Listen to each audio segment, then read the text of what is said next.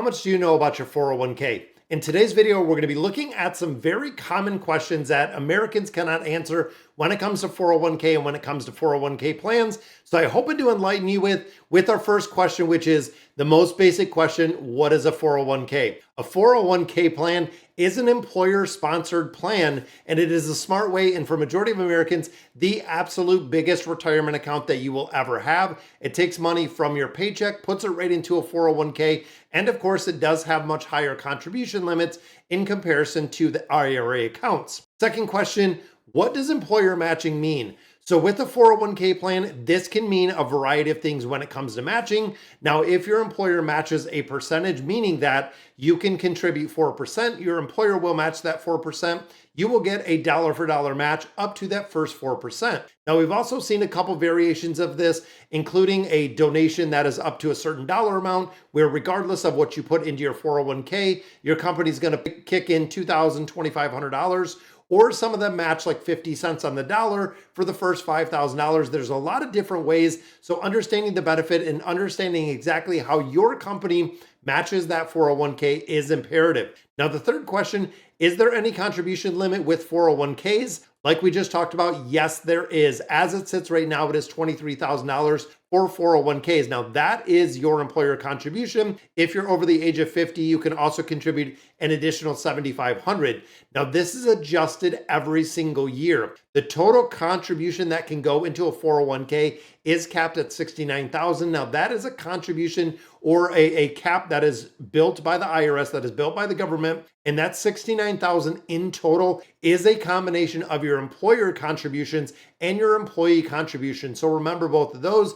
When you are only capped at the 23, employers can still contribute a lot more money to that 401k. So where should you begin, or when should you begin the 401k account? Simple question to this and simple answer: immediately. Any place that has a 401k plan, you need to be investing if you ever want, a snowball's chance in everywhere to go ahead and retire. This again is the biggest retirement account that we do see for individuals. So the more that you can afford to this, and putting that 15%, that is really the ultimate goal. It has been proven time and time again. If you're contributing 15% of your income, even at a lower income, a middle income, a high income, if you're putting that 15% contribution in there, it does make a big difference, and it will compound and it will snowball through your entire working year. Now, question number 5: what is the tax difference between a Roth 401k and a traditional 401k? Now, the big one with this is how it is taxed. So when we start looking at the traditional 401k, which most people have availability to, when you're putting money in there, you are putting in after tax dollars, or excuse me, those are pre-tax dollars, meaning you have never paid tax on that money. So think about it big picture. If you make $100,000, if you put $10,000 into that traditional 401k, you are only paying tax on that remaining $90,000 that you have. Now, the other side of this is the Roth 401k. Same scenario: you make $100,000, you put $10,000 into that Roth 401k, you are still paying tax on $100,000. The Roth does not have the tax treatment that we see with traditional accounts. So the theory behind this, and really the big concept, is you can get a tax break today, but you're going to have to pay taxes later, or you can pay your taxes upfront today to have beneficial tax-free growth later.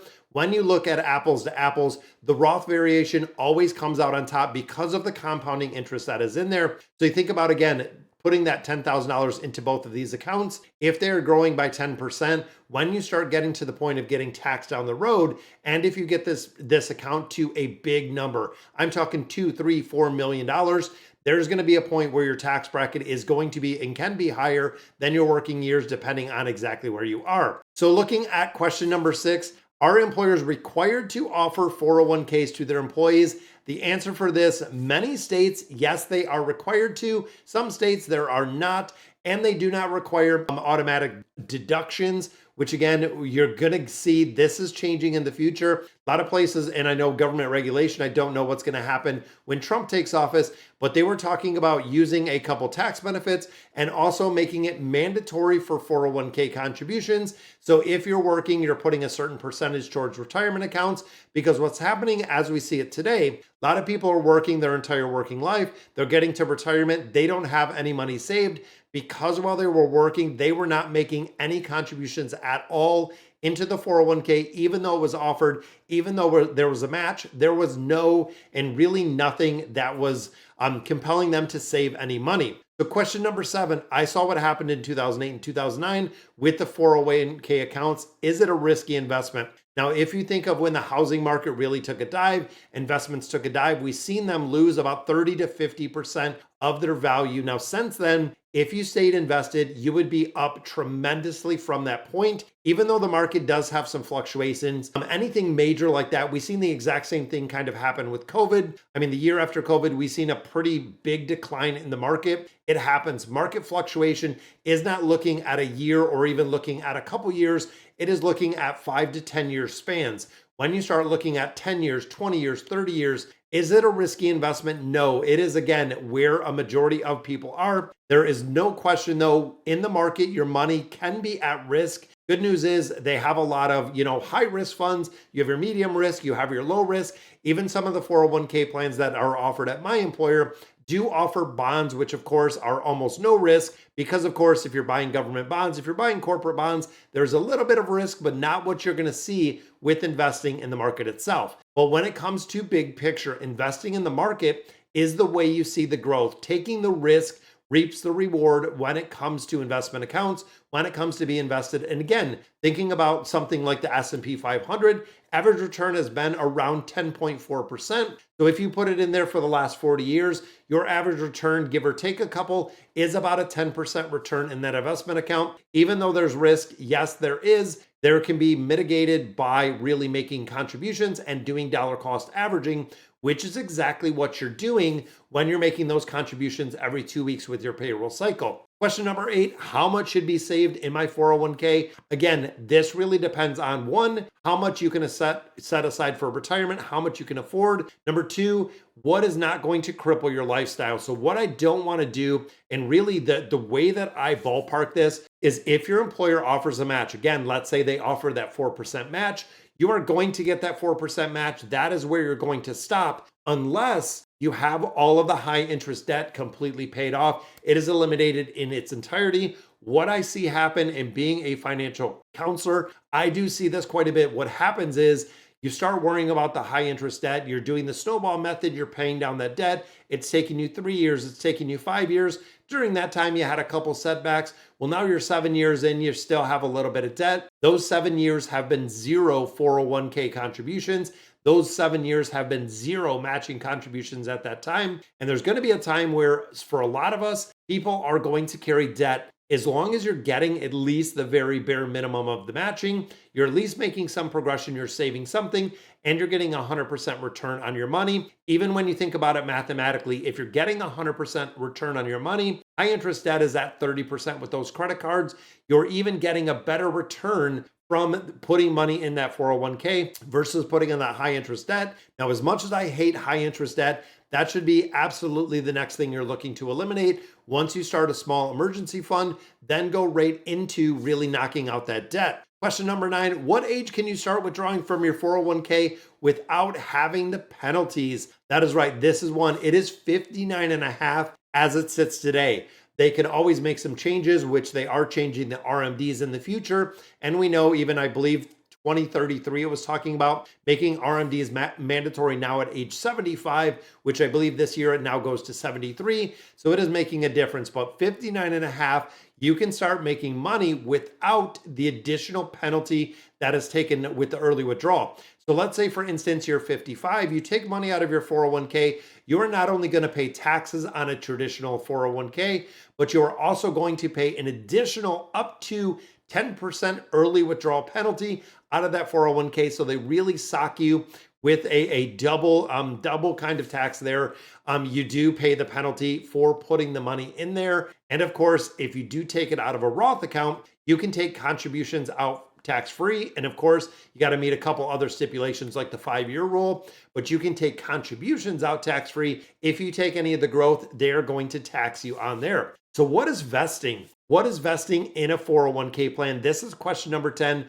When it comes to vesting, this is up to your employer. It is the way the employer sets up the 401k plan, meaning for a majority of people, it is a benefit that you have to be there for a certain amount of time. For when I worked at my current employer, it is a 2-year vesting period. When I worked at my previous financial institution, it was a 3-year vesting period. So essentially, if you're putting money into that 401k and you have a 3-year vesting period, if you leave anytime before that 3-year vesting period, all of your employee contributions are forfeited in their entirety. They are keeping all your money. They are not giving it to you. They are not going to allow you to move it.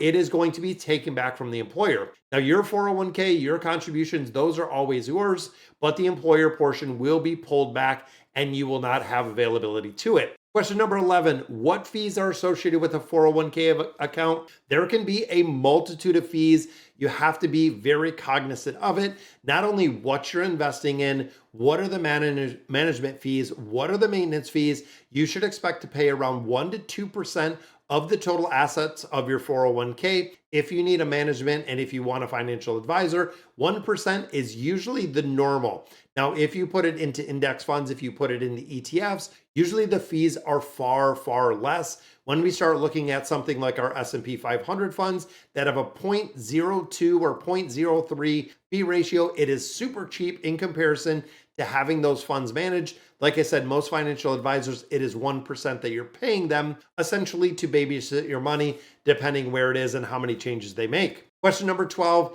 can you and how do you take a 401k loan if you need emergency cash? Guys, when it comes to a 401k plan, this again is going to be up to your provider. It's also going to be based on a couple different things, including one, what is the balance you have in there? Some of those let you borrow up to a certain dollar amount. So again, if we have $100,000 in a 401k, you can only borrow 30% of the value, or they have a dollar amount cap. Some of those are 30,000, some of those are 50,000, and this is all based on the vested balance. Again, there could be some different things. They could have, hey, if you take out a loan and it's paid back from, withdrawals through your payroll, you're not going to have to pay interest. Some of those do accrue interest. They have an interest bearing up with it. You might take it out for 3 years, you might take it out for 5 years. So yes, you can take out 401k loans, and most of them do it without really ransacking and really crushing your 401k portfolio, but you do have to pay the money back, or it's going to be considered a withdrawal. If it's considered a withdrawal, even if you leave the employer and you have a loan outstanding, they will usually call it. You might be hit with that 10% extra penalty. So what happens to existing 401ks when you change jobs? This is a huge one, and this is one that a majority of people do forget. Good news is with most 401ks, you can roll them over into a new 401k. If you don't have that ability, which I did not, I had to move my 401k into a Roth IRA because I could not roll my previous employers to my new one. Now, another thing to note is money that is vested, you can move it. Money that, of course, is not vested, you cannot move it. But something to really remember is you don't want to forget about it. There is estimated, I believe it said like 300 something $million. That is in nothing, really not invested in anything. The 401k plans are not managed. They're older 401k plans. They're not being managed by anyone. It's individuals that left a company, had smaller balances in there, and they never moved the money. They never took the money. They never rolled it over. Now, what I learned when I left my former employer is if your balance is less than $5,000, they will just cash it out. Here you go. Here's your rollover check. You have 60 days to redeposit it, or it is going to be a taxable event. And of course, I had to move it again into that Roth IRA. Now, a lot of times, if it's more than $5,000, they will let you keep it exactly where it is. Now, you have to be careful with this too, because I've also seen some 401k providers that have moved the balance that you had into cash, meaning the money just sat there. The market's going up, the market's going up. Last year, this year, the market is on fire. You would have seen zero growth because that 401k balance in its entirety is just sitting there. So what happens with question number 14 if an individual passes away that has a 401k plan? Now, this is a very common question that we get when someone owns a 401k plan and they pass away. There should be beneficiaries on there. Double and triple check your accounts. I'm talking checking accounts, I'm talking banks, I'm talking HSA accounts, your 401k accounts. Make sure you have beneficiaries on there. We want to make sure that the money is not going to probate court like it does in Michigan. Probate takes a significant amount of the money that goes to probate. And of course, your family, your heirs, whoever's intended to receive this money is not going to get it. Now, if you are not a spouse, spouses fall under a special set of rules. If you're not a spouse, you must also withdraw the money within 10 years. So think about this for a minute. Spouses can roll it into new retirement plans. There's a couple different things if you are a spouse. But for instance, let's say you pass away, you don't have a spouse, you leave the money to your kids. Your kids would take that as an inherited IRA. They would have 10 years to use the money. So if you think about an individual, depending on the balance you have in this this 401k account, if it's sitting, let's say $2, $3, $4 million, you only have 10 years to get rid of that. You want to talk about the taxes. If you're sitting on $4 million in a traditional account, you could mess up and really throw your kids. I know they're getting a lot of money with the inherited IRA, but overall, you're going to throw their taxes into a tailspin for a decade because of what is going on with that, with those inherited IRAs. Now, question number 15, we get into what is a hardship loan or a 401k loan.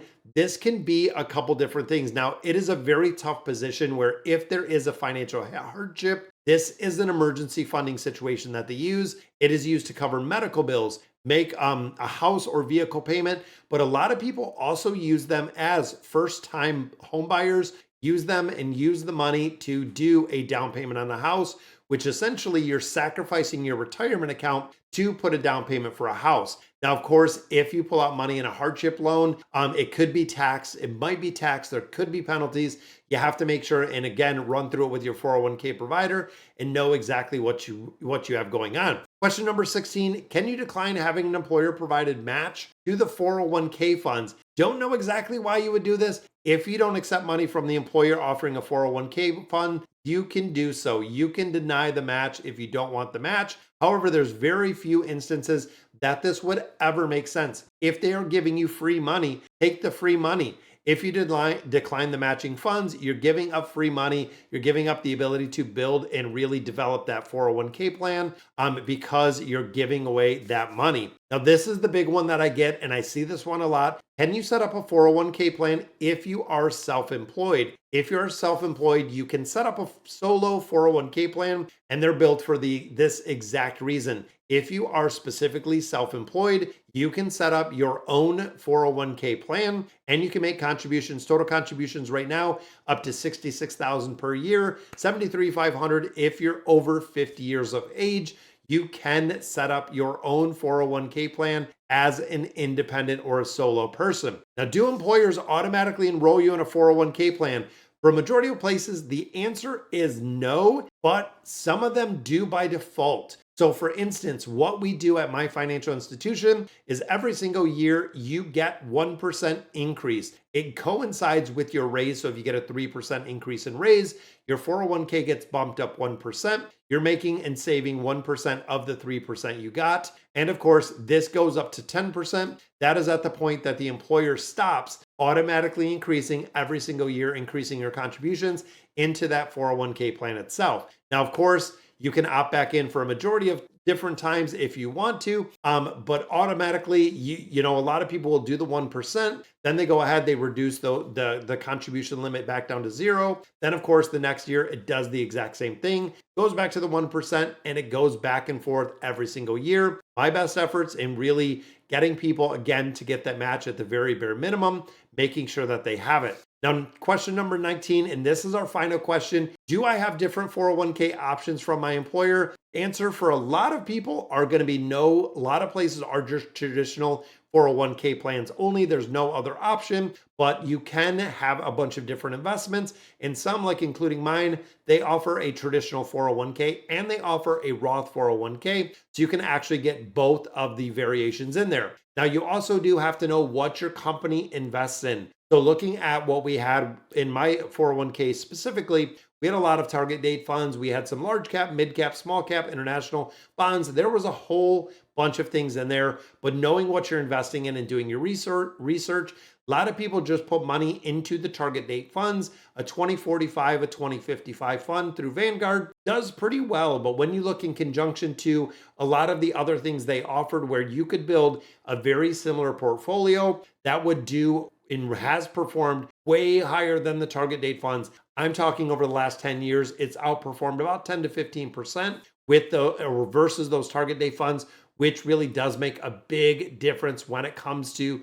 building this out. So overall, guys, I hope I answered some of your 401k questions. Again, when it comes to 401ks, when it comes to investment accounts, I do get a significant amount of questions about them on a regular basis, not only in YouTube, but also in the professional career. So guys, that's going to do it for today's video. Let me know in the comments what you guys think, and I'll catch you in the next video.